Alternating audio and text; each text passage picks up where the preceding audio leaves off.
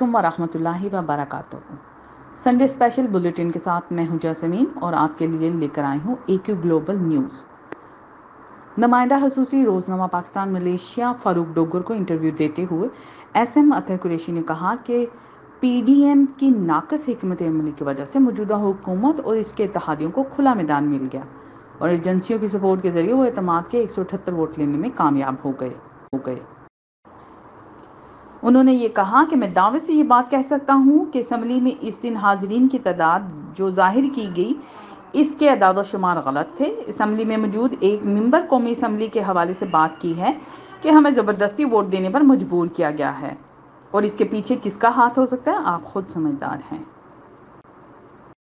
Speaker کا چہرہ صاف بتا رہا تھا کہ وہ اعلان کرنے سے پہلے کس مخمصے کا شکار تھے۔ انہوں نے کہا کہ عمران خان جس جواب کے حقدار اور مستحق تھے وہ ان کو اپنے ہی ماتحت ادارے الیکشن کمیشن آف پاکستان کی جانب سے مل گیا۔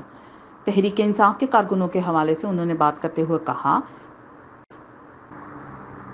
PTI، کاف league, Awami league, MQM، BNP، GDA، functional league, آزاد ممبران اسمبلی، ہمارے ادارے سب مل کر بھی اکیلے ہی رہتے ہیں اور کارکنان کہتے ہیں کہ خان اکیلا ہی کافی ہے۔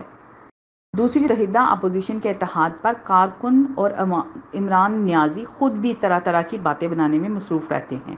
اطہر قریشی نے مزید کہا کہ اعتماد کا ووٹ لینے کے بعد جو پرائم منسٹر صاحب کی تقریر، اس نے یہ بات کھل کر واضح کر دیا ہے کہ نیازی صاحب اس منصب کے اہل ہی نہیں تھے جو انہیں ہمارے اداروں اور کچھ لوگوں نے دلوایا ہے۔ وہ عوام پاکستان کے وزیر اعظم نہیں، وہ صرف یوتھیوں اور تحریک انصاف کے وزیر اعظم ہیں۔